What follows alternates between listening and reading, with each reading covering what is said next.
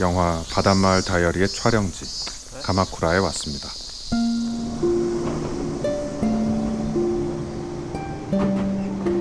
이번이 두 번째 방문입니다. 처음 왔을 때 핸드폰만으로 부지런히 영상을 찍고 편집까지 했었는데 결과물이 썩 마음에 들지 않았습니다.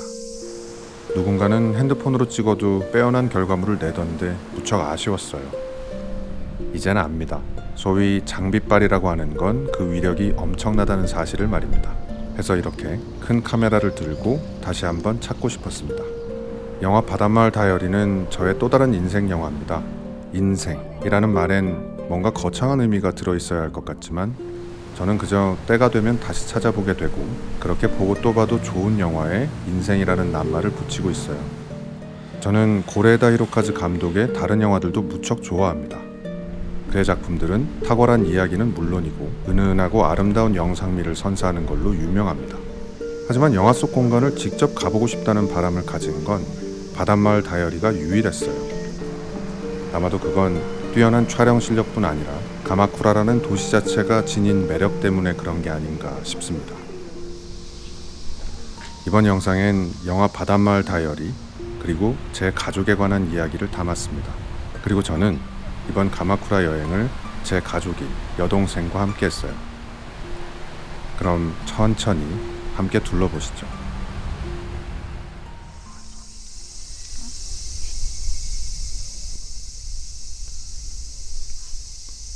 고쿠라쿠지역입니다. 영화에 꽤 자주 등장하는 역입니다. 영화를 보지 않은 사람들도 굉장히 많이 찾는 곳이에요. 보고 들으시는 것처럼 여름에 왔습니다.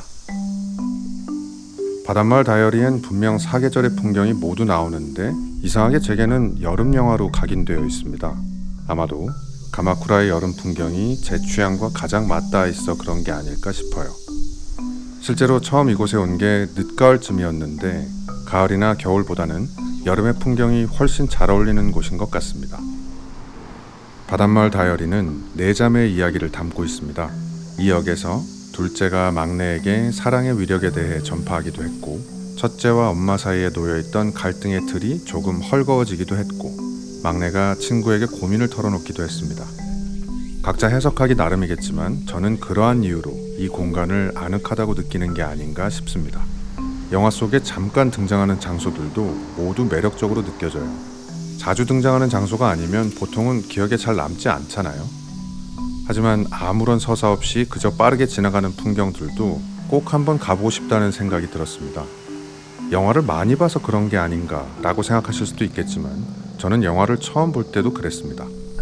그래서 개인적으로 참 궁금합니다. 그 힘은 과연 어디에서 나오는 건지 말이죠. 이 집은 막내가 잠시 앉아있던 곳입니다. 영화상에선 비가 내렸고요. 대략 2-3초 정도 등장하는 곳인데 굉장히 아름답게 느껴졌던 공간입니다. 역시 영화에서 잠깐 등장하는 길목입니다. 저는 이 길이 참 좋더라고요. 영화에선 첫째가 엄마와 한 번 그리고 나중에 막내와 한 번 이 길을 걷습니다. 겉으로 드러났던 갈등 그리고 속에 묻혀있던 갈등의 매듭이 풀리는 순간 등장했던 길이라 그런지 역시 맑고 평온한 기운이 서려 있는 것 같아요. 영화를 안 보셨다고 해도 이렇게 걷는 맛이 나지 않을까 싶은 거리입니다. 역시 영화에서 고작 한 컷 등장하는 장소입니다. 영화를 재미있게 본 사람들은 그 한 컷을 놓치지 않고 반드시 들르는 장소 중 한 곳입니다. 그나저나 동생이 참 고생이 많았어요. 저야 뭐 좋아하기도 하고 해야 하기에 촬영을 하는 거지만 같이 다니는 사람은 아마 죽을 맛일 겁니다. 툭 하면 멈춰서서 몇 초 혹은 몇 분을 촬영을 하는 일, 그리고 그게 숙소에 들어가기 전까지 무한 반복이 될 때 옆에 서 있는 사람은 대체 이게 뭐 하는 짓인가 싶을 테니까요. 아무튼 이곳 역시 마찬가지입니다. 제가 이 공간을 영화에서만큼 깊이 있게 담아낼 수는 없습니다. 부족한 실력은 물론이고 우선 카메라가 상대가 안 됩니다. 하지만 같은 이유로 핸드폰으로 담는 것보다는 나을 거라고 생각하면서 위안을 얻어봅니다. 유이가하마 해수욕장에 가는 길입니다. 영화에서 볼 때도 실제로 볼 때도 제게는 참 신기한 곳입니다. 대체 무엇 때문에 사람들이 꽤 있는데도 부산한 느낌이 들지 않는 걸까요? 저는 다소 차분한 분위기의 일본 영화를 무척 좋아하는 편인데 가마쿠라에 있는 해수욕장들은 제가 좋아하는 분위기의 영화들을 참 많이 닮은 것 같습니다. 이곳 2층에 위치한 카페에 가보려고 온 건데 아쉽게도 공사 중이라고 하더라고요. 둘째가 남자친구와 데이트할 때 나왔던 카페인데 2층 창문을 통해 바라본 바다의 풍경이 참 예뻤던 곳입니다. 밥도 먹을 겸 아쉬운 대로 1층에 있는 카페에 들어왔는데 아쉬웠습니다. 여러모로요. 이게 낫또 계란말이인데 저기 여러분 도망가세요. 는 농담이고 혹시 가신다면 웬만하면 다른 걸 드시길 권합니다. 아까 나왔던 고쿠라쿠 지역을 밤에 다시 찾았습니다. 영화에서 이곳의 밤 풍경은 딱 한 번 나옵니다. 막내와 남사친이 불꽃놀이를 보고 집으로 돌아가는 길에 등장합니다. 참고로 막내 역은 히로세 스즈라는 배우가 연기했는데 국내에도 그의 팬들이 참 많죠. 개인적으로 이 영화, 그 중에서도 이 공간에서 유카타를 입고 나온 모습이 그의 모든 영화를 통틀어 가장 예쁜 모습이라고 생각합니다. TMI를 하나 말씀드리자면 봉준호 감독도 히로세 스즈를 극찬하며 이 배우로 인해 영화가 완성되었다는 표현을 쓰기도 했습니다. 저는 봉준호 감독 역시 제 의견에 동의할 거라고 생각합니다. 막내는 이곳에서 남사친에게 고민을 말합니다. 헌데 그걸 고백이 아니라 독백의 형식을 빌어 말하는 듯 보여요. 가족에 관한 이야기를 가족에게는 도저히 할 수 없기에 답답한 마음에 친한 친구에게 털어놓는 경우가 덜어 있지만 우리는 모두 알고 있습니다. 가족이 아닌 그 누구도 가족 문제를 온전히 이해할 수는 없다는 걸 말입니다. 막내 역시 그걸 알고 있었기에 고백이 아니라 독백을 하듯 무심하게 툭 하고 고민을 꺼내지 않았을까요? 네 자매가 함께 살았던 집에 가는 중입니다. 이곳은 기타 가마쿠라역에 위치해 있어요. 역에서 내린 다음에 대략 10분 정도 걸어가야 합니다. 영화에서 둘째가 집에 귀가할 때 잠깐 나왔던 골목입니다. 당연히 설정샷도 찍어야죠. 이곳이 네 자매가 함께 살던 집입니다. 영화를 보신 분들은 아마 무척 반가워하실 것 같습니다. 이 집에서 정말 예쁘고 아름다운 장면이 참 많이 등장합니다. 하지만 동시에 다소 무거운 장면 또한 나옵니다. 대부분의 가정에서 늘 예쁘고 아름다운 일만 생기지 않는 것처럼요. 여름의 가마쿠라는 다 좋은데 무척 덥습니다. 아마 여름에 일본 도쿄에 와보신 분들은 깊이 공감하실 거예요. 해서 이렇게 수시로 카페에 들러 열을 식혀야 했습니다. 아까 나왔던 고쿠라쿠 지역에서 막내가 친구에게 꺼냈던 말은 나 여기서 살아도 될까? 였습니다. 중3밖에 안 된 소녀의 입에서 나오기엔 꽤 무거운 말이죠. 여기엔 사연이 있습니다. 막내는 언니들과 엄마가 다릅니다. 이복 동생이죠. 그리고 막내의 엄마는 언니들 입장에서는 자신들의 가정에 피해를 준 사람입니다. 해서 막내는 언니들 앞에서 자신의 엄마에 대한 이야기를 꺼낼 수 없습니다. 아빠에 대한 이야기도 하기 어렵습니다. 자신에게는 한없이 다정했던 아빠지만 그 다정함이 언니들에게는 우유부단하고 무책임한 기질로 여겨질 테니까요. 막내는 아빠가 죽은 후 자신에게 함께 살자고 말해준 새 언니들에게 대단히 큰 고마움을 느끼지만 동시에 죄책감 같은 걸 가질 수밖에 없는 처지입니다. 이곳은 막내가 친구들과 함께 들렀던 카페입니다. 역시 꼭 한번 와보고 싶었던 곳이에요. 처음 왔을 땐 문이 닫혀 있었거든요. 드디어 오게 되었습니다. 그간 저와 같은 손님들이 많았는지 주인장께서 환대를 해주시며 흔쾌히 촬영을 허락해 주셨습니다. 영화에서 막내는 친구들과 함께 이 카페에 들렀을 때 숨을 돌릴 수 있는 틈을 하나 발견하게 됩니다. 이 가게의 주인 아저씨가 아빠와 친분이 있을지도 모른다는 생각을 하게 되거든요. 어쩌면 여기서 아버지에 대해 이야기 나눌 수 있는 가능성이 열린 셈이죠. 하지만 곧바로 그걸 직접적으로 확인할 수는 없습니다. 그 말이 행여나 언니들 귀에 들어가서는 안 되는 일이니까요. 막내는 카페에서 나와 남사친과 함께 이 길을 걷습니다. 언니들에게는 할 수 없는 얘기들을 조금씩 꺼내 남사친에게 들려줍니다. 아빠가 병원에서 죽음을 기다리고 있을 때의 추억에 대해서. 근데 여러분께서는 가족들과 대화를 자주 하시는 편인가요? 부모님, 형제 자매들, 혹은 남편과 아내, 그리고 자식들과 말이죠. 제 주변 사람들은 대부분 반드시 필요한 대화 이외에는 잘 하지 않는다고 하더라고요. 저는 별일이 없다면 그렇게 지내는 게 나쁘지 않다고 생각합니다. 가족끼리 꼭 모든 걸 공유해야 한다고 생각하지도 않고요.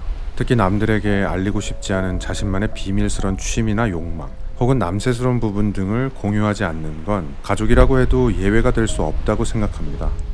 하지만 명백히 눈에 보이는 문제가 존재하는데 그걸 가족이란 이름으로 덮은 다음 평생 아무 일도 없는 것처럼 지내는 건 오히려 결국엔 관계를 망칠 수도 있다는 생각이 듭니다. 개인적으로 저는 지금도 그 부분을 놓고 가족들과 다툼을 지속하는 중입니다.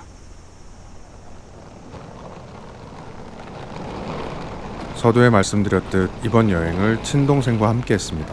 이렇게 함께 여행을 한 지 몇 년 됐어요. 이 모습을 보면서 이런 생각이 드실 수도 있을 것 같아요.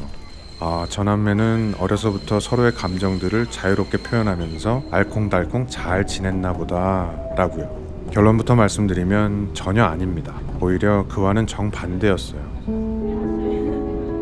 저는 굉장히 못된 오빠였습니다. 어려서는 동생을 많이 때렸습니다. 조금 커서는 한 번씩 혼을 낼 때 폭언을 하기도 했고요. 해서 동생이 집안 전체에서 유일하게 무서워했던 사람이 저였습니다. 동생 입장에서 하나밖에 없는 오빠라는 인간은 언제 화를 낼지 모르는 미친놈이었을 테니까요. 그때는 맞고 지금은 틀린 부분이 있을 겁니다. 가부장제가 다른 모든 걸 압도했던 시대의 잘못이기도 할 겁니다. 장남에게 여동생의 잘못까지 책임지게 했던 가풍의 탓도 있을 겁니다. 하지만 그렇다고 해서 제가 동생에게 저지른 폭언과 폭력이 아무것도 아닌 게 된다고 생각할 수는 없었습니다. 그마저도 30이 넘어서야 깨닫게 됐고요. 이후 동생에게 몇 차례 진심으로 용서를 빌었습니다. 덮어놓고 모든 걸 잘못했다라는 식으로 사과를 하지 않았습니다. 잘못한 부분과 그렇지 않은 부분, 그리고 어쩔 수 없었던 부분을 명확히 구분하지 않고 전하는 사과는 결국 모두에게 좋지 않다고 생각했거든요. 에노시마라는 섬에 왔습니다. 역시 영화에 몇 차례 등장했던 장소입니다. 그 중에서도 이 식당이 가장 유명해요. 전에 왔을 땐 안에 들어가 밥도 먹고 했었는데 이번에는 아쉽게도 문을 닫은 상태였습니다. 처음 왔을 때 영화에서도 자주 등장했던 시라스동 잔멸치 덮밥을 먹었었는데 혹시 생강 베이스의 양념 맛을 좋아하지 않는다면 다른 걸 드시길 권합니다. 영화에서 네 자매는 이 식당에서 자주 시간을 보냅니다. 세 자매가 어려서부터 자주 들른 공간에 이제 막내의 시간도 더해지는 거죠. 이곳은 막내가 친구들과 함께 잔멸치를 말리던 공간입니다. 해질녘이라 그늘이 많이 지긴 했어도 역시 운치 있는 공간이었습니다. 집에 특별한 문제가 없는데 이상하게 어릴 적엔 친구와 만나는 시간이 무언가에서 해방된 기분을 느끼게 해줬던 것 같습니다. 가족이라는 이름의 울타리는 세상에서 제일 든든하지만 때로는 그게 무겁게 느껴질 때가 있었던 것 같아요. 제가 동생에게 진심으로 용서를 구했을 때, 동생이 차근차근 마음을 열고 저를 용서해주기 시작했을 때 저는 이제까지와는 다른 관점으로 동생을 바라보게 되었습니다. 핏줄을 공유한 사이 해서 남다른 마음을 가지고 결정적 순간이 오면 반드시 함께하는 사이만이 아니라 늘 힘이 되어주는 사이가 될 수도 있지 않을까? 왜 친구처럼 평소에도 이런저런 이야기를 주고받으며 일상의 많은 부분을 공유하면서 지낼 수는 없는 걸까? 정답인지는 잘 모르겠습니다만 저는 친정오빠로서 동생을 보호해야 하는 위기의 순간만 제외하면 서로를 남처럼 대하자고 말하고 있습니다. 바다와도 같은 넓은 마음으로 저를 용서해준 동생을 생각하면 제가 뭔가를 바란다는 것 자체가 참 이기적이긴 하지만 그럼에도 앞으로 평생 잘 지내는 게 중요하다면 관계를 재정립해야 하지 않을까 싶었거든요. 가족이니까 이럴 수도 있다가 아니라 가족이기 이전에 한 인간으로서 서로를 대하고 소통하는 게 무척 중요하다는 생각이 들었습니다. 막내가 친구들과 불꽃놀이를 하러 갈 때 나왔던 거리입니다. 개인적으로 가마쿠라의 불꽃놀이를 못 본 게 무척 아쉽습니다. 가마쿠라의 불꽃놀이는 왠지 세상에서 가장 평온한 불꽃놀이가 되지 않을까 싶었거든요. 제 생각엔 가마쿠라에서 슬램덩크의 성지로 유명한 이곳 가마쿠라 코코마의 역이 유일하게 부산한 곳이 아닐까 싶습니다. 그나저나 저도 학창시절에 만화 슬램덩크를 참 열심히 봤거든요. 근데 이곳이 나왔는지는 전혀 기억 속에 없습니다.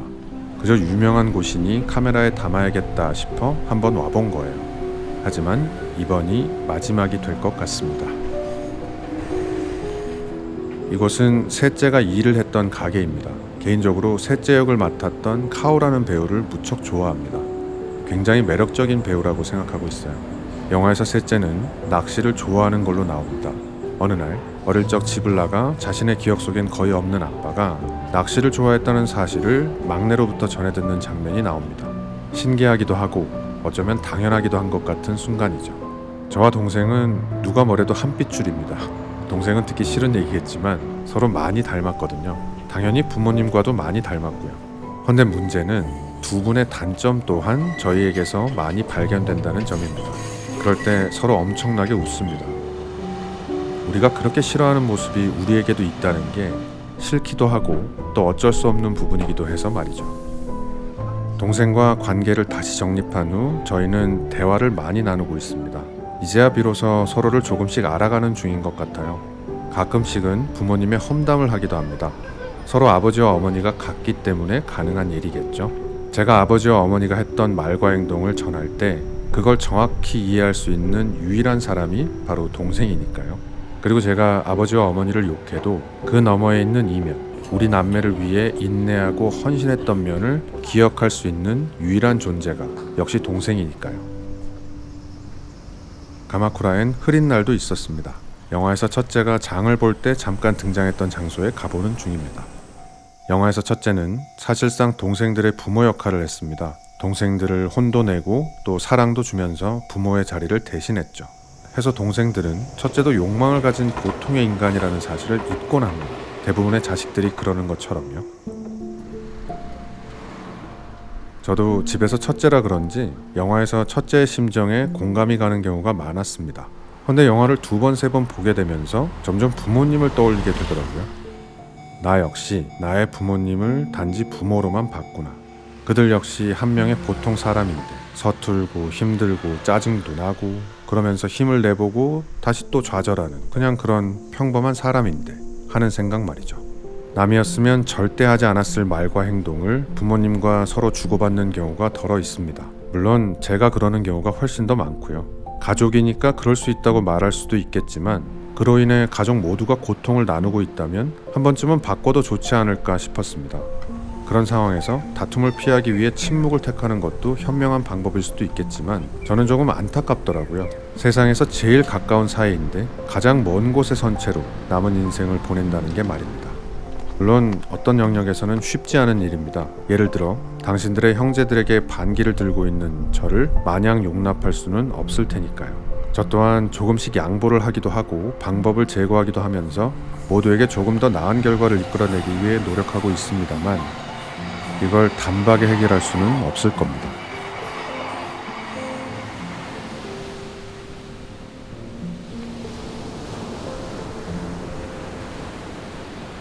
영화 마지막에 등장하는 바닷가입니다. 막내는 새 언니와 이 장소에 오기까지 여러 내적 부침을 겪었습니다.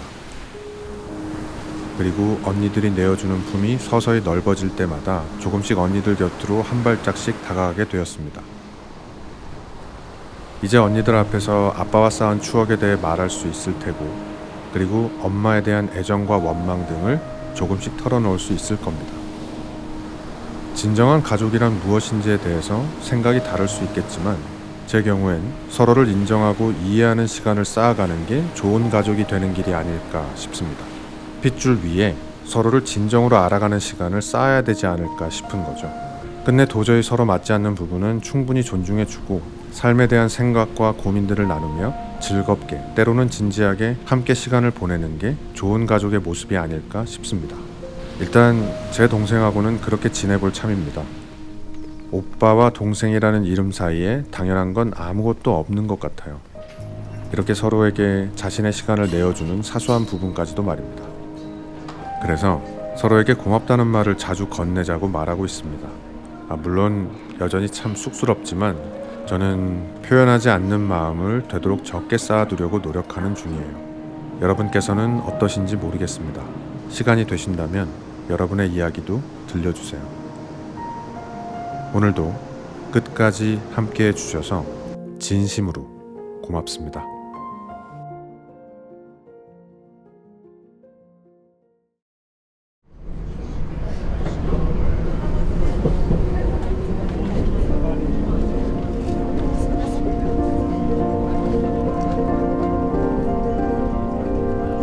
예전에 이 영상에서 언급했던 적이 있습니다. 저의 코리안 포비아에 대해서. 해외에만 나가면 발동하던 희한한 증세입니다. 그래서 인도 바라나시에서 이 한국인 청년을 만났을 때의 그 벅찬 감정들이 지금 생각해도 참 신기합니다. 해외에서 한국인을 그렇게 반가워할 줄은 꿈에도 몰랐거든요. 그리고 더 신기한 건 이후 형성되고 있는 이 친구와의 관계가 제 생에 처음 맺어보는 형태의 관계라는 점이에요. 물론 여러분께서는 10대나 20대에 이미 맺어본 관계일 수도 있어요. 제가 좀 미숙한 면이 많잖아요. 아무튼 그 친구와 일본 가마쿠라에서 재회하게 됐습니다. 늘 그렇듯 이번 영상도 시시하고 잘 자란 저의 솔직한 이야기로 채워져 있습니다.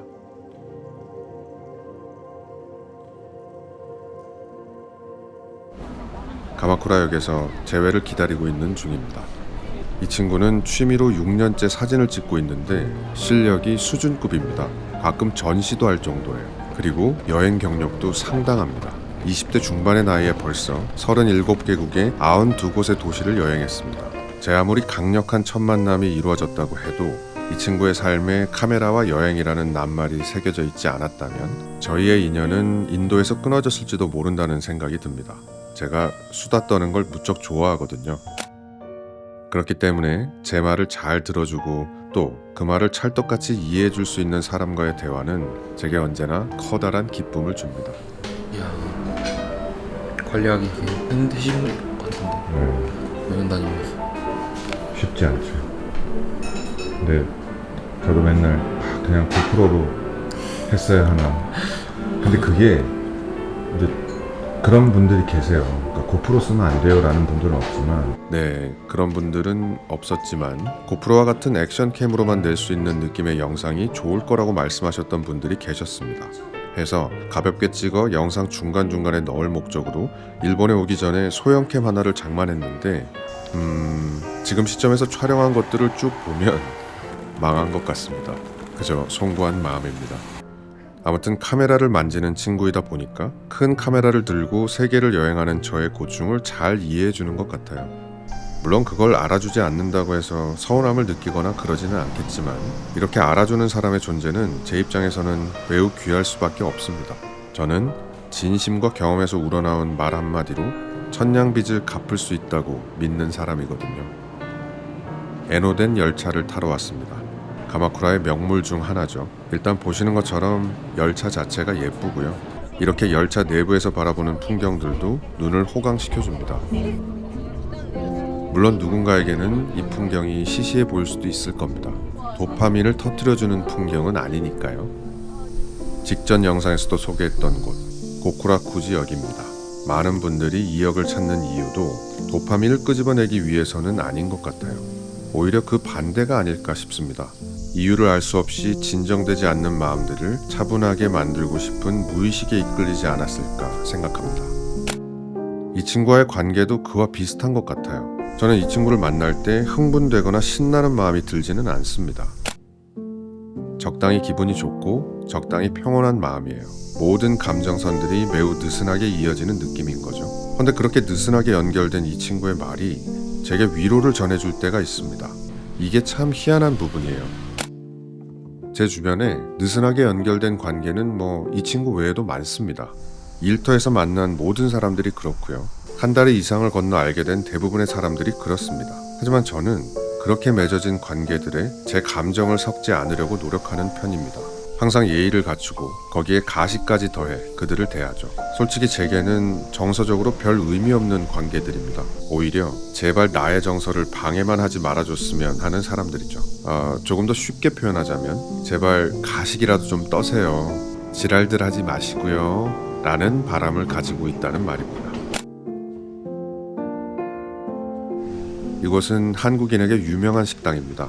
저는 가지 않았고요. 이 식당 근처에 카메라에 담기에 예쁜 공간이 있어 들렀습니다. 바로 이곳입니다. 이 친구와는 카메라와 여행이라는 강력한 공통분모 이외에도 비슷한 경험들이 꽤 있습니다. 이 친구는 한동안 토익을 준비했었고 얼마 전에는 편입을 하기도 했습니다. 제가 한때 목을 맸었고 결과적으로 꽤 성공적으로 해냈던 일들이라 진심을 담아서 응원하는 말들을 건넸습니다. 가까운 사람들에게도 진심을 담아 응원하는 경우가 있습니다만 솔직히 때로는 가식적으로 응원을 건넬 때도 있습니다. 저는 가까운 사람들에게 부디 불운이 없기를 바라는 마음만 있지 그들이 하는 모든 일이 잘 됐으면 좋겠다라는 마음이 들지는 않는 사람인 것 같아요. 심지어 불운이 없기를 바라는 마음조차 가만히 생각해보면 이기적인 측면이 큽니다. 그들에게 불운이 생기면 제 마음이 무척 괴로울 것 같거든요. 그런 제게 있어 이 친구와의 만남은 어쩌면 운명이라는 생각이 들기도 합니다. 어차피 나는 누구에게도 좋은 사람이 되기는 글렀구나 싶었을 때 꼭 좋은 사람이 아니어도 서로의 삶의 굴곡이 깊게 얽혀있지 않았더라도 아주 가끔 서로에게 힘이 되어주는 관계가 존재할 수도 있다는 걸 제게 알려주는 것 같거든요. 제가 가장 좋아하는 사진입니다. 정말 멋있죠? 시치리가하마 해수욕장 앞입니다. 사진과 영상, 이 둘 모두 기본적으로 시간을 붙잡아 두려는 행위잖아요. 그런데 둘의 역할은 상대적으로 조금 다른 것 같습니다. 예를 들어서 기록하거나 기억하고픈 시간들을 붙잡아 두는 데에는 영상이 더 좋을 테고 어떤 순간을 추억하는 데에는 사진이 더 좋은 것 같아요. 사진 속에 담긴 과거의 순간에 현재의 나의 생각과 경험이 끼어들 여지가 더 많죠. 날카로운 사실 위에 각자의 욕망이나 바람들을 덧칠해 나가면서 추억이 생기는 것이기에 사진 속의 풍경은 늘 아련한 마음을 불러일으키는 것 같습니다. 특별한 경우를 제외하면 저는 늘 사진처럼 영상을 찍고 싶어요. 그나저나 노을이 참 예쁘죠. 이미 여름에 가마쿠라에 다녀오신 경험이 있는 분들은 계속 그렇게 예쁜 추억만 간직하셨으면 좋겠습니다. 무더위라는 팩트는 기억에서 지워버리시고요. 헤어질 때가 됐습니다. 언제 또 이 친구를 다시 만날 수 있을까요? 서로 사무치게 그리운 마음을 가지고 있는 건 아니에요. 예를 들어 카톡도 서로 몇 달 만에 답장을 주고받을 때도 있습니다. 여러분께서는 어떠신지 모르겠지만 저는 연락 예절에 굉장히 예민한 사람입니다. 예를 들어 누군가가 답장을 늦게 하는 건 얼마든지 이해합니다. 바빠서, 힘들어서, 위급한 일이 있어서, 피곤해서, 귀찮아서, 하고 싶지 않아서 어떤 이유든 다 이해할 수 있습니다. 단 그 사정을 제게 설명해 주기만 한다면. 헌데 상대가 다음날 혹은 며칠 후에 연락을 하면서 그 사정을 쏙 빼놓고 답을 하면 저는 카톡 창을 닫으면서 마음도 함께 닫습니다. 근데 이상한 건 이 친구가 며칠 혹은 몇 달 만에 아무런 사정 설명 없이 답장을 해도 이 친구에 대한 제 마음이 닫히지는 않습니다. 제게는 뭔가 새로운 가능성이 열린 듯한 느낌이 들어요. 서로 이해가 된다면 이런 관계도 가능할 수 있구나 하고요. 물론 이 친구나 저나 공적인 관계에서는 그러지 않을 겁니다. 혹은 친밀한 관계의 사람에게는 답장을 늦게 할 경우 사과도 하고 사정을 설명하기도 할 거예요. 근데 저는 이런 생각이 들더라고요. 완전히 다른 형태의 관계가 하나 생겼구나 하고요. 내가 연락하고 싶을 때 하고 안 하고 싶을 때 안 할 수 있는 그 단순하면서도 무거운 사정을 완전히 이해해주는, 그러면서 끊어지지 않고 느슨하게 연결되어 가끔씩 서로에게 힘이 되어주는 그런 관계 말입니다. 저는 여러분과도 그런 관계를 맺고 있다는 생각이 듭니다. 느슨하게 연결되어 있어 언제 끊어져도 이상하지 않을 사이지만 서로의 삶의 궤적을 존중하며 가끔씩은 힘이 되는 그런 사이. 저는 확실히 여러분의 존재가 힘이 되는데 제 영상이 여러분에게 힘이 되어 주는지는 잘 모르겠습니다. 부디 그랬으면 좋겠습니다. 오늘도 끝까지 함께 해주셔서 진심으로 고맙습니다.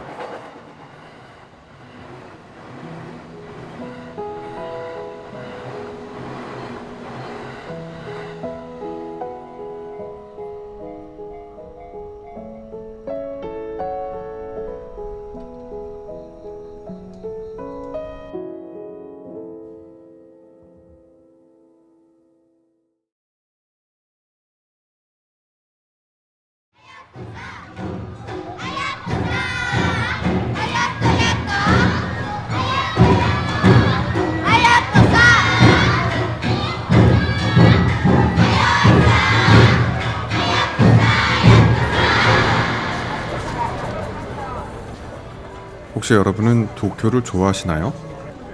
저는 도쿄를 별로 좋아하지 않습니다. 아니, 명동에도 잘 안 가는데 굳이 도쿄를 왜? 라고 늘 생각했습니다. 근교에 있는 가마쿠라를 여행하는 동안에도 도쿄에는 당일치기로 딱 한 번 와봤습니다. 그마저도 뭘 살 게 있었기 때문이에요. 세계 여행을 한 김에 처음이자 마지막으로 딱 일주일만 지내볼 생각으로 도쿄에 왔는데 이곳에서 열린 단 하나의 축제를 보고 머리가 좀 복잡해졌습니다. 도쿄의 여름은 정말이지 끔찍했고 도쿄의 분위기도 확실히 제 타입이 아니거든요. 하지만 여름에 도쿄를 찾고 싶은 강력한 이유가 하나 생겨버렸습니다. 이번 영상에서는 그에 관한 이야기를 좀 해볼까 합니다. 그리고 저의 일주일간의 도쿄 여행을 담았습니다.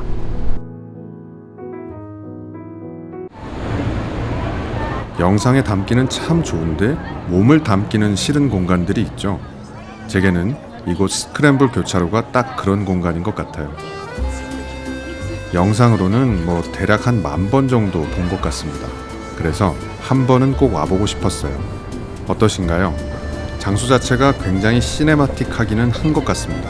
특히 높은 곳에 올라가서 찍거나 아니면 드론을 띄워서 항공샷 시점으로 촬영할 때 더욱 그렇죠. 저는 그 정도의 예산과 장비가 없기 때문에 이렇게 몸으로 때워야 합니다. 한 40분 정도 머물면서 이런저런 각도로 여러 번 찍어봅니다. 솔직하게 말씀드리면 결과물이 썩 마음에 들진 않아요.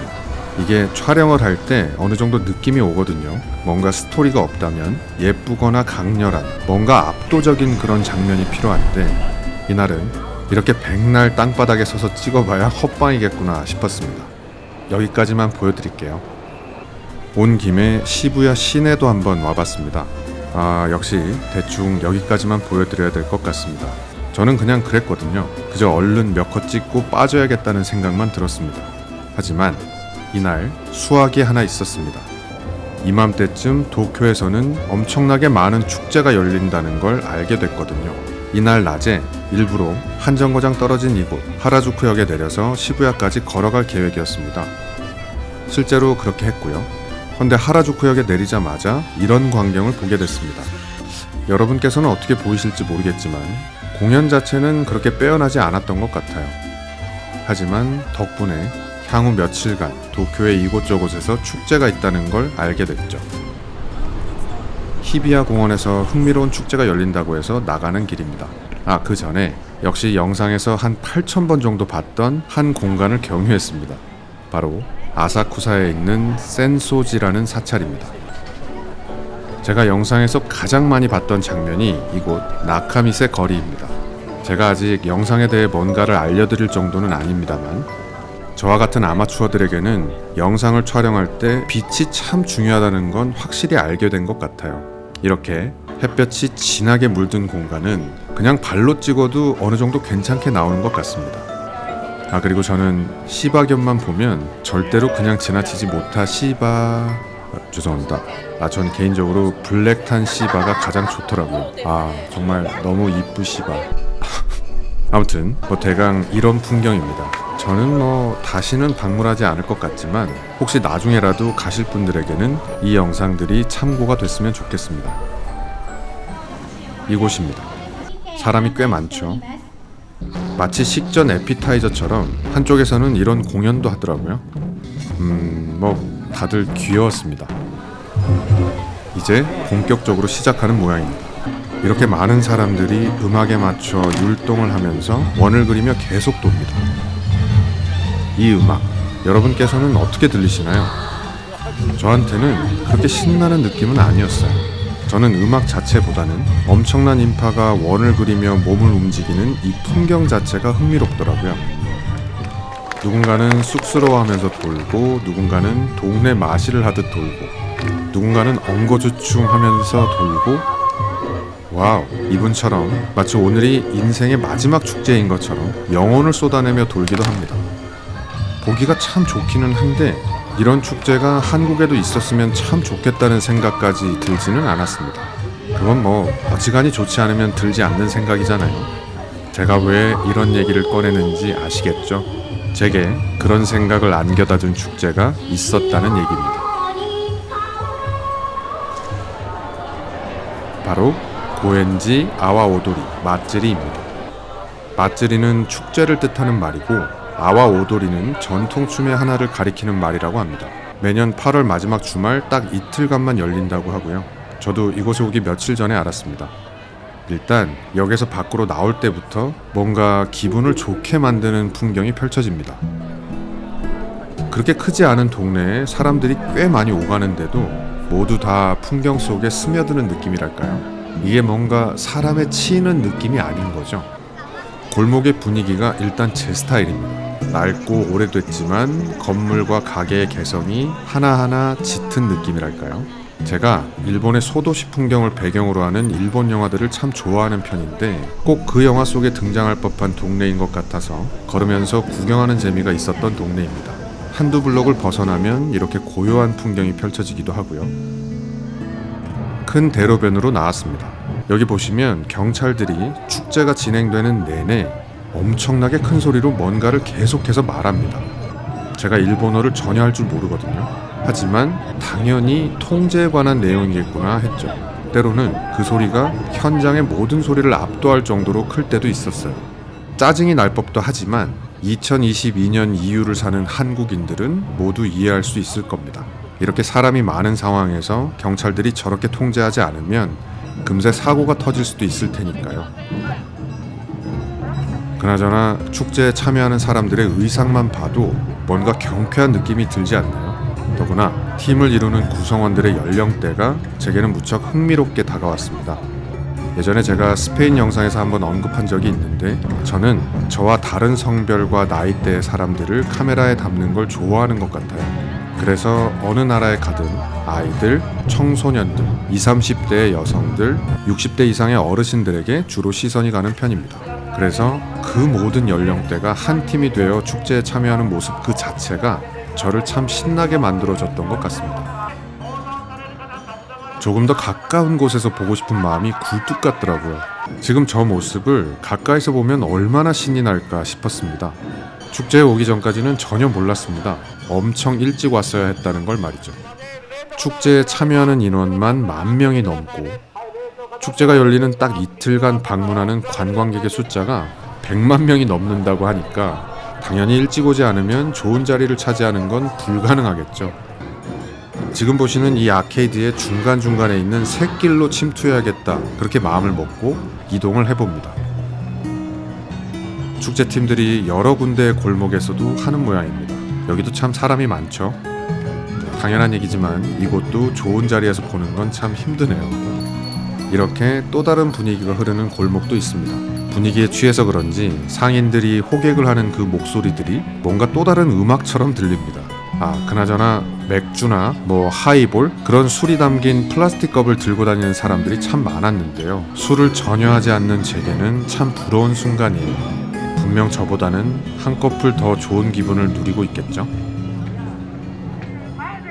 세계여행을 하다 보면 세옹지마라는 말을 실감할 때가 참 많습니다. 물론 제가 조금 과하게 그리고 제 편의에 따라 멋대로 해석하는 경우가 다반사지만 그래도 안 좋은 일이 있을 때마다 늘 머릿속을 뒤져 꺼내는 말입니다. 여기서도 그랬습니다. 아케이드의 중간에 있는 샛길로 와서 사람들 행렬의 끄트머리에 제가 서 있었거든요. 시간이 지날수록 제 뒤에도 계속 사람이 밀려왔고요. 그 순간 살짝 예민해지더라고요. 다행히도 뒤에서 세게 밀거나 그러지는 않았지만 어쨌든 앞뒤 양 옆에 사람들과 몸이 밀착해 있었으니까요. 근데 그렇게 조금씩 밀리다가 어느새 이렇게 명당 자리를 차지하게 됐습니다. 아니 이게 웬 떡인가 싶더라고요. 좀 거창한 해석이기는 하지만 이 역시 세옹지마라고 할 수 있겠죠. 아무튼 가까이서 참가팀들의 춤과 음악을 드디어 카메라에 담을 수 있게 됐습니다. 일단 음악 자체가 굉장히 신납니다. 저는 대형 스피커를 통해 흘러나오는 전자기반의 음악들도 무척 좋아합니다. 하지만 오직 아날로그 방식으로 연주되는 음악만이 주는 매력이 분명히 존재하는 것 같아요. 대부분의 팀이 이렇게 뭔가 구호를 외칩니다. 저는 근데 그 중에서도 다음의 구호가 가장 강렬하게 기억에 남았어요. 야토 야토 아야토사.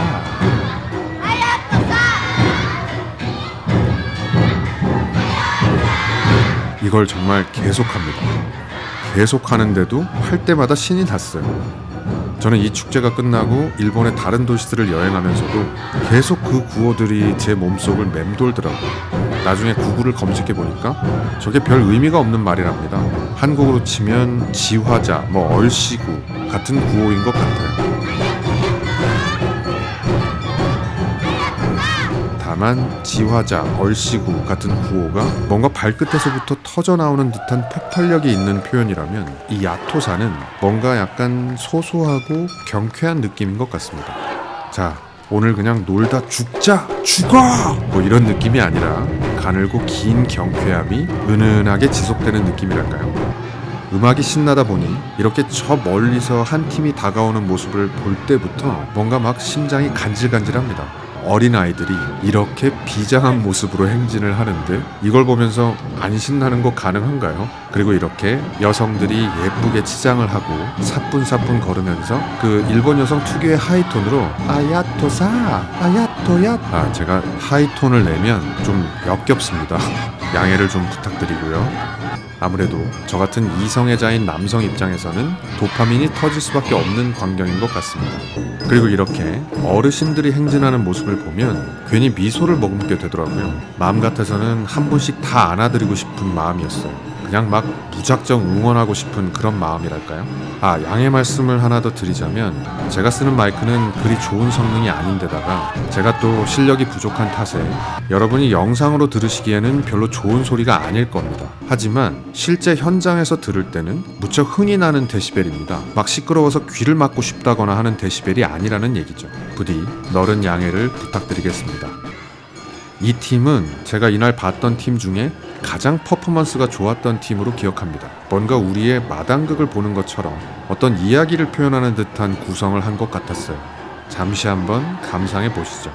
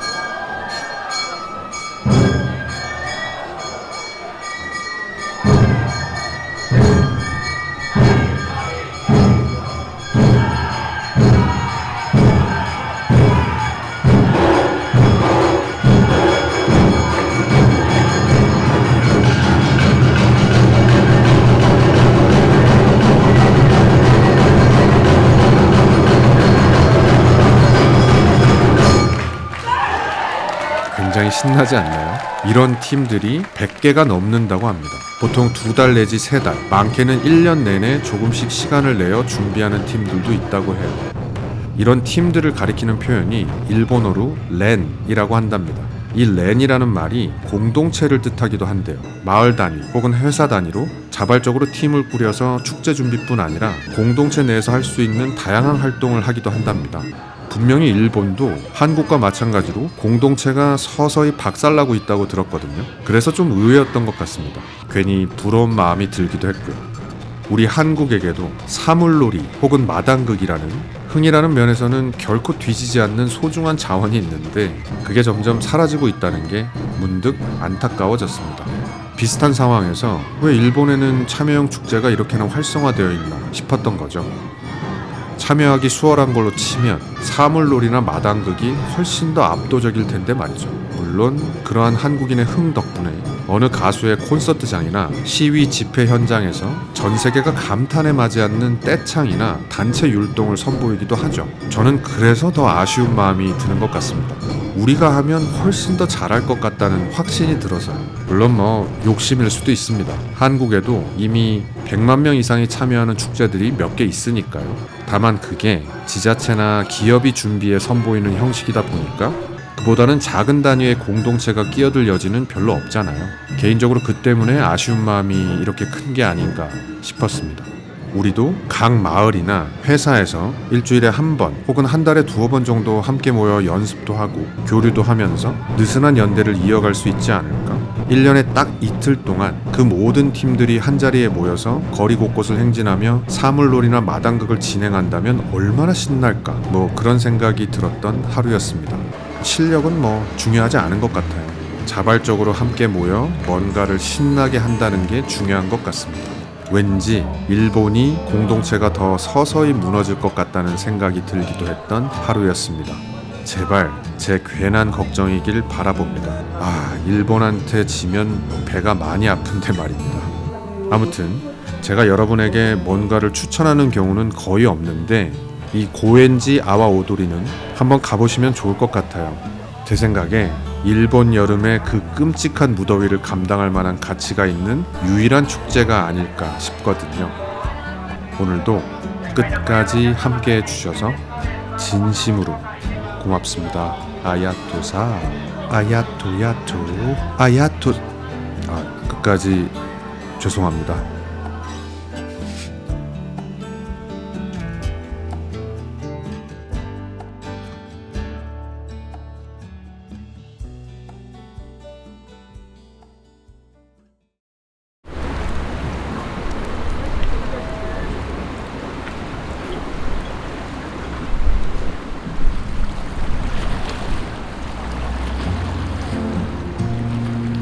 의미가 중요한 공간이 있고 형식이 중요한 공간이 있습니다.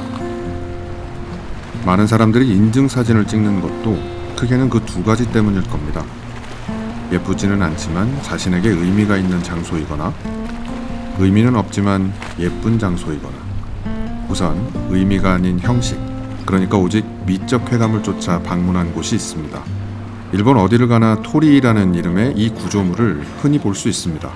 하지만 호수 위에 세워져 있는 토리라면 얘기가 좀 달라지겠죠? 영상에서 대략 100만 번은 넘게 봤지만 눈으로 직접 보고 싶어 한번 와봤습니다. 바로 하코네 신사에 있는 평화의 토리입니다. 역시나 사람이 많죠.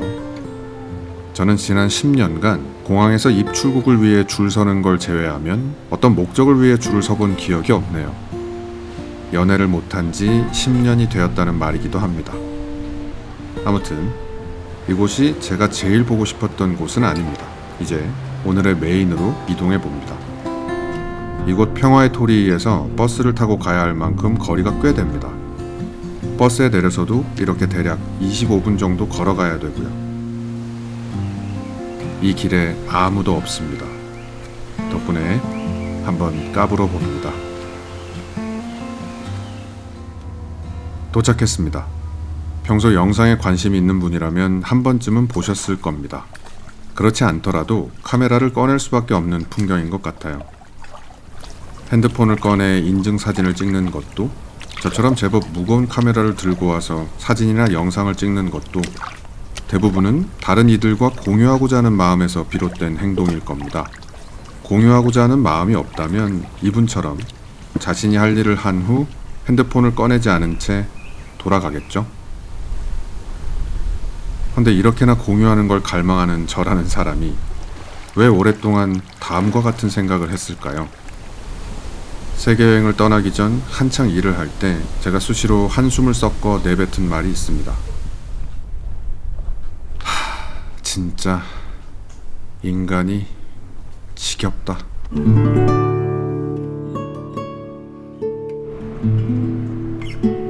치히로상이라는 영화의 배경이 되었던 도시입니다. 치히로상이 인생 영화는 아니에요. 여러분에게 추천하지는 못할 것 같습니다. 다만 영화의 내용을 여러분과 나누고 싶어 들렀습니다. 의미가 중요한 공간에 들른 셈이죠. 영화의 여주인공 치히로는 성매매 일을 했던 여성입니다. 일을 관두고 이곳에 와서는 도시락 가게에서 일을 하고 있고요. 여러분은 이런 생각을 해보신 적이 있나요? 나를 아는 사람이 단 한 명도 없는 곳으로 가서 살고 싶다. 그런 곳에 가서 살면 인생을 새롭게 시작해 볼 수 있지 않을까? 저는 늘 그런 바람이 있었습니다.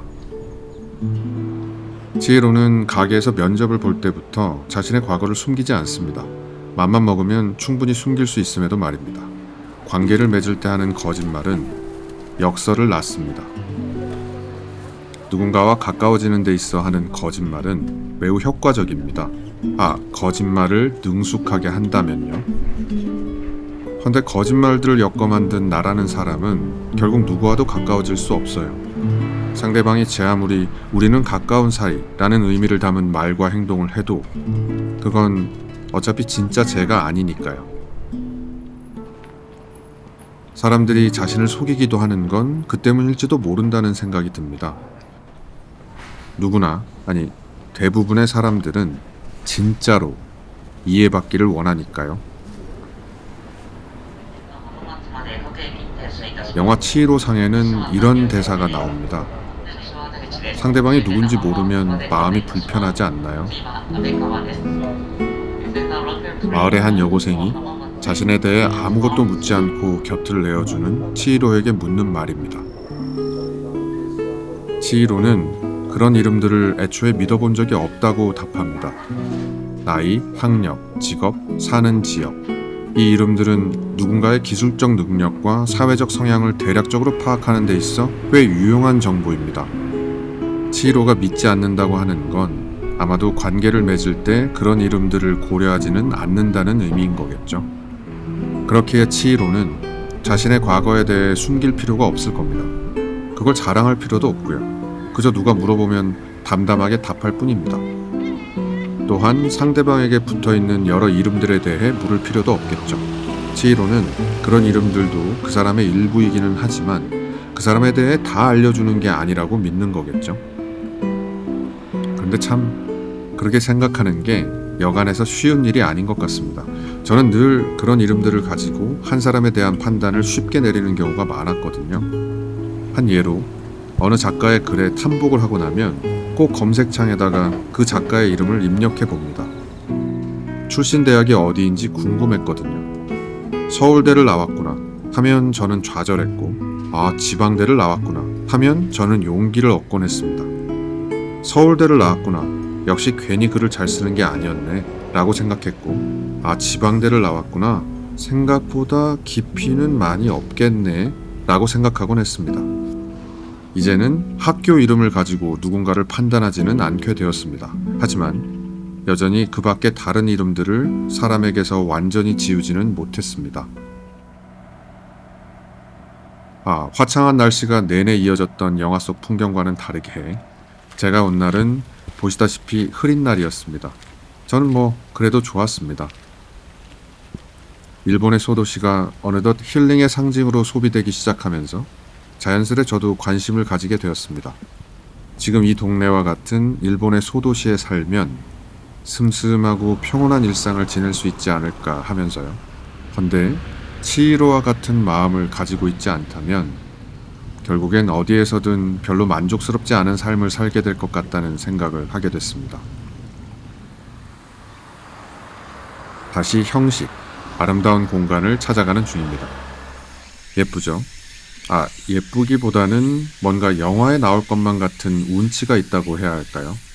아무튼 이곳에서 제가 자꾸만 소도시에 끌리는 것도 형식적인 측면이 큰 게 아닌가 생각했습니다. 영상에 담기에는 그것 자체로도 충분하지만 소도시라는 이름이 가지는 의미에 대해서도 한번 생각해 보게 됐습니다. 여기 오는 길에 마을이 있었어요. 당연히 이 마을에는 저를 아는 사람이 아무도 없겠죠. 이런 곳에 산다는 게 제게 어떤 의미가 있을까 생각해 봤습니다. 세계여행을 하면서 점차 확실해지는 게 하나 있거든요. 저는 어떻게든 사람들과 소통을 해야 사라지는 사람이라는 점입니다. 참 웃기죠.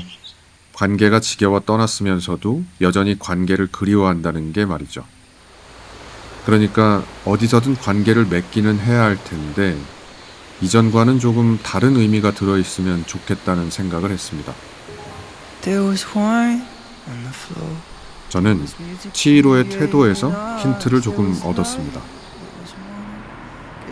자신이 창피하다고 여기는 과거의 행적들, 그리고 현재 자신에게 붙어있는 별로 마음에 들지 않는 여러 이름들을 끌어안지 않으면, 그러니까 그 모든 걸 사람들에게 숨긴다면 충분한 교감을 한다는 건 불가능한 것 같아요. 하지만 그걸 담담하게 사람들 앞에 드러낸다고 해서 충분한 교감을 할 수 있는 것도 아닙니다. 마을에 사는 사람들 역시 치히로와 같은 마음을 가지고 있지 않다면 말이죠. 치히로는 편견 없이 사람들에게 자신의 곁을 내어주지만 자신의 존재조차 감당하기 버거운 순간에는 담담하지만 꽤 단호하게 오늘은 곁을 내어줄 수 없다고 말합니다.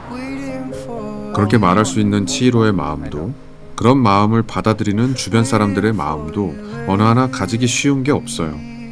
뭐든 마음먹기에 달렸다는 말, 저는 어느새부턴가 그 말에 늘 반기를 들고 있습니다. 개인 차원에서 어떠한 마음을 가지기 위해 노력하는 건 참 중요한 일이지만 관계라는 이름의 빛과 그늘에서 절대로 벗어날 수 없는 인간이 홀로 그런 마음을 만들고 지키는 건 참 어려운 일일 테니까요. 제 생각엔 아주 많은 사람들이 점점 서로에게 적절한 접점을 찾기보다는 억압 아니면 단절, 이 두 가지의 극단을 택하고 있는 것 같습니다. 출신 지역이나 대학 이름을 따지고 직업이나 재산으로 사람을 판단하는 건 인간 공동체의 속성이니까 따르기 싫으면 떠나라고 하는 사람들이 있고, 그 반대편엔 소통의 가능성을 완전히 차단한 채 공동체 자체를 거부하는 사람들이 있는 것 같습니다. 일단 저는 제가 할 수 있는 일을 우선 하는 중입니다. 제 마음을 고치고 어루만지고 끝내 끌어안기 위해 노력하는 중입니다. 하지만 조금 이기적인 마음이 있다면 다른 많은 사람들도 소통을 강요하지도 포기하지도 않는 적절한 강도로 연결된 공동체를 위한 마음을 가졌으면 좋겠습니다. 여러분께서는 그 해답을 알고 계신가요? 저는 도무지 모르겠습니다.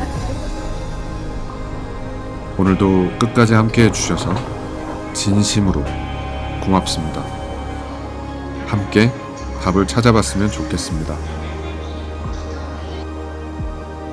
In every lifetime, I might fight, but I'll find it was always you.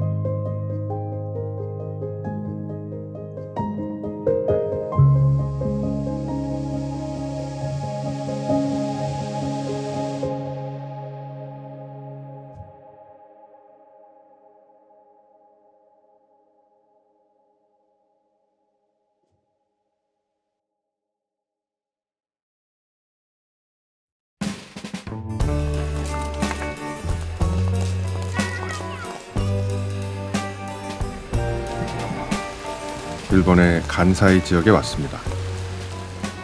한국인들에게 잘 알려진 교토, 오사카, 나라 등이 속한 지역이죠. 따로 여기에 온 목적이 있었습니다. 그에 대해서는 다음 영상에 담을 예정이고요. 이번 영상에는 그렇게 온 김에 방문했던 한국인에게 많은 사랑을 받는 두 도시, 오사카와 교토의 풍경을 담았습니다. 이미 다녀오신 분들에게는 추억의 시간이, 아직 가보지 않으신 분들에게는 일종의 사전 답사의 시간이 됐으면 좋겠습니다.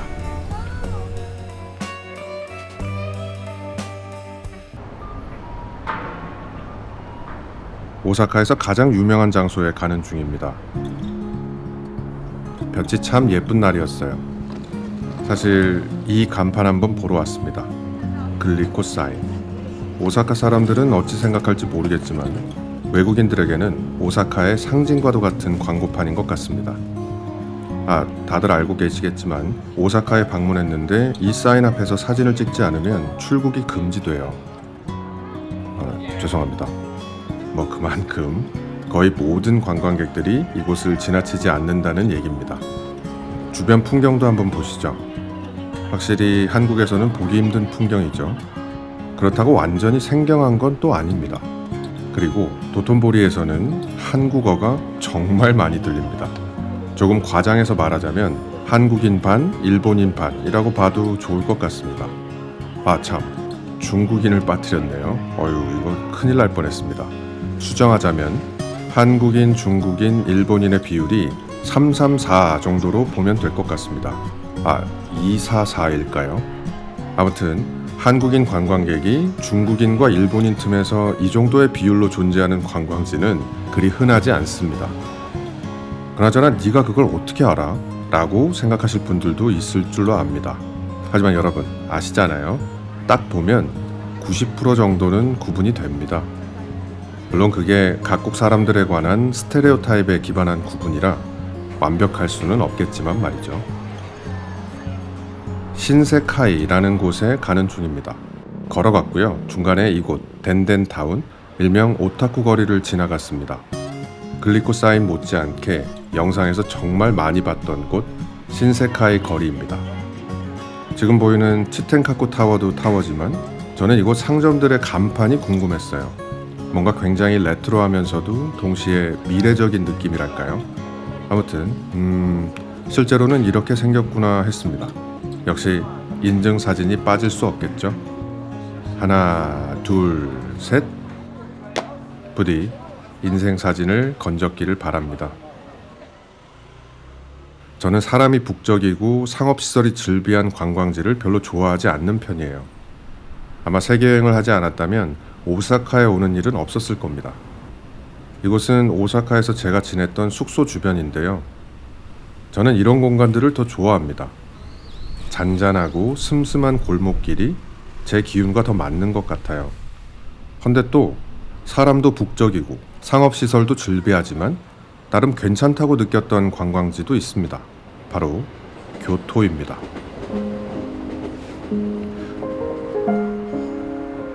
어떤 관광지에서는 인파에 질린다는 느낌이 드는데 반해 어떤 관광지에서는 사람도 풍경이 되는 느낌을 받습니다. 제 입장에서는 도쿄의 관광지가 전자에 속한다면 교토의 관광지는 후자에 속하는 것 같아요. 아주 오래전에 교토를 와본 적이 있거든요. 그때는 봄이었고요. 당연히 덥지도 않았습니다.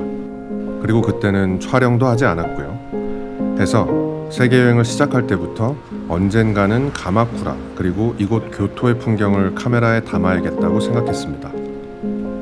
기요미즈데라, 일명 청수사에 가는 길입니다. 보면은 이 길에 사람이 무척 많았어요. 이때가 9월 말이라 사실 가을이라고 해야 맞을 텐데 날씨는 여전히 여름이었습니다. 아마도 더워서 사람이 많이 없는 게 아닌가 싶습니다. 청수사의 본당에 왔습니다. 아마 교토에서 가장 유명한 포토스팟이 아닐까 싶어요. 교토에 들른 목적이 좋은 카메라에 담아 여러분과 공유하고 싶었던 건데 이거 시간을 잘못 맞춘 것 같습니다. 이른 오전이나 적어도 해가 중천에 떠있을 정오에는 왔어야 한다는 생각이 들어요. 본당은 남향으로 지어졌거든요. 그래서 오후 1~2시를 넘긴 시각에 이쪽 편에서 찍으면 이렇게 역광이 됩니다. 예전 영상에서도 몇 번 말씀드렸듯 프로의 실력이 아닌 이상 역광을 잘 살려내는 건 굉장히 어려운 것 같아요. 참고로 핸드폰으로 찍는 건 괜찮습니다. 핸드폰이 알아서 역광에 의한 짙은 명암 차이를 보정해 주거든요. 그래도 빛이 예쁘게 물든 청수사 본당을 찍고 싶으시거든 해가 중천에 떴을 때 오시는 게 좋을 것 같습니다. 측광만 해도 이렇게 꽤 괜찮은 결과물이 나옵니다. 참고로 이곳 본당 안쪽까지 들어오시려면 입장료 400엔을 내야 합니다. 안까지 안 들어오고 이쯤에서 멈추시면 입장료를 낼 필요가 없고요. 참고하시기 바랍니다. 산넨자카로 들어가는 거리도 역광이라서 결과물이 별로 마음에 들지 않습니다. 여기도 포토스팟이 꽤 많습니다. 역시 인생 사진을 건지고 싶다면 잊지 마세요. 해가 중천에 떠 있을 때 오셔야 합니다. 근데 너는 왜 그때 오지 않았니? 라고 물으신다면 놀라우시겠지만 이 당시에 그에 대한 계산을 깜빡했습니다. 이때도 편집을 하는 중 틈틈이 시간을 내 촬영을 한 탓에 마음의 여유가 별로 없었거든요. 빛을 등진 채 햇빛이 물든 거리를 찍으면 이렇게 결과물이 훨씬 예뻐요. 봄에는 이것보다 더 예쁩니다. 봄에 오면 나뭇잎과 꽃들 그리고 사람들의 옷차림이 훨씬 더 컬러풀해지거든요. 많이들 아시겠지만 이 거리에는 스타벅스가 참 유명하다고 합니다. 예전에는 이곳에 들어가 커피도 마셨어요. 그때는 엄청 기다리기까지 했었습니다. 이번에는 당연히 패스죠. 여름에 오니까 산넨자카와 니넨자카 거리를 제외한 나머지 공간들에는 사람이 많이 없네요. 봄에는 무척 많습니다. 사람이 많은 풍경도 꽤 고즈넉하게 느껴지는 거리입니다. 이곳은 무조건 봄에 와야 합니다. 봄에 오면 곳곳에 수십 개의 노점이 펼쳐져 있고 사람들이 삼삼오오 모여 음식과 술을 마시는 장면 위로 벚꽃이 흩날리는 장면을 볼 수가 있습니다. 장관입니다. 반면 여름엔 이렇게 텅 비어 있죠. 노점은 딱 하나 있고요. 마치 봄엔 혼자가 아니었지만 여름엔 홀로 남겨진 저의 처지처럼 말이죠. 위로는 하지 않으셔도 됩니다. 어차피 나중엔 다 혼자가 되는 법이니까. 하나미코지 거리입니다. 봄에 왔을 땐 이 골목에서 마이코와 게이샤 분들을 많이 볼 수 있었어요. 사실 그분들을 만나면 촬영을 부탁할 생각으로 찾았는데 이날엔 볼 수가 없었습니다. 해질녘 당시에 봤던 기억이 있어서 이날도 해질녘에 찾은 건데 이건 운이 없었다고 봐야겠죠. 언젠가 이곳에서 7월에 열린다는 기온 마츠리에 와서 그분들이 직접 거리에서 공연하는 모습도 보고 싶네요. 슬슬 해가 집니다. 교토는 해질녘의 풍경이 참 예쁜 곳입니다. 이곳 시라가와 우나 거리를 거쳐 카모 강변으로 향합니다. 혹시 지금 사랑을 하고 계신다면 꼭 들러야 하는 곳입니다. 해질녘에 방문해 강변에 앉아 이야기도 나누고 풍경을 감상하기 딱 좋은 공간인 것 같습니다. 혼자인 저는 이렇게 강아지와 놀아야죠. 혼자 앉아 있어도 참 좋았습니다. 자꾸 말씀드려서 송구합니다만 봄에 오시면 더 좋고요. 봄에 오는 게 장땡이라고 말하는 건 아닙니다. 지금부터는 여름에 찾을 때 더 좋은 공간을 보여드릴게요. 바로 한국인들에게도 상당히 많이 알려진 곳 아라시야마입니다. 하필 맘먹고 가는 날 이렇게 날씨가 흐렸습니다. 그런데 예상과는 다르게 그 나름의 운치가 있더라고요. 노노미야 신사로 가는 길목에 있는 대나무 숲입니다. 봄에 왔을 땐 사실 별 감흥이 없었거든요. 그런데 여름에 오니까 대나무 숲의 본질이 온몸의 피부를 감싸며 상쾌하고 시원한 느낌이 들었습니다. 오전에 비가 내린 탓에 숲의 색상도 향기도 모두 짙어져 운치를 더했고요. 게다가 대나무 숲이라 그런지 목소리도 막 울리는 것 같지 않습니까? 들으셨죠? 울리잖아요. 죄송합니다. 아무튼 대나무 숲을 벗어나면 덥습니다. 보기에는 별로 안 더워 보이지만 일본의 여름은 참으로 길고 지독한 것 같습니다. 아라시야마에 온 한국인은 무조건 들르는 카페 중 하나가 바로 이곳이 아닐까 싶습니다. 현대적인 외관이지만 주변에 펼쳐진 자연적 경관을 해치지 않고 조화를 이루는 느낌이에요. 예쁩니다. 커피 맛에 대해서는 커피 애호가 분들은 어떤 평을 내릴지 모르겠지만 저는 그냥 평범했습니다. 아이스 라떼가 맛있다고 해서 먹었는데 맛있었지만 특별하지는 않았던 것 같아요. 지금 저기 건너편에 보이는 오른쪽 산 꼭대기에 올라가시면 원숭이 공원이 있습니다. 한 반쯤 길들여진 원숭이들이 자유롭게 거니는 공원이에요. 반쯤 길들여졌다는 점이 구경하는 재미를 만들어내는 것 같습니다. 동물원 우리에 갇혀있는 원숭이를 보는 건 괜히 조금 불편한 마음이 드는 것 같고 인도 바라나시 같은 곳에서 전혀 길들여지지 않은 채 하늘과 땅을 활보하는 원숭이를 보는 건 조금이 아니라 쏜나 불편합니다. 아무튼 관심 있으신 분들은 한번 방문해 보세요. 아이들이 소풍을 온 모양입니다.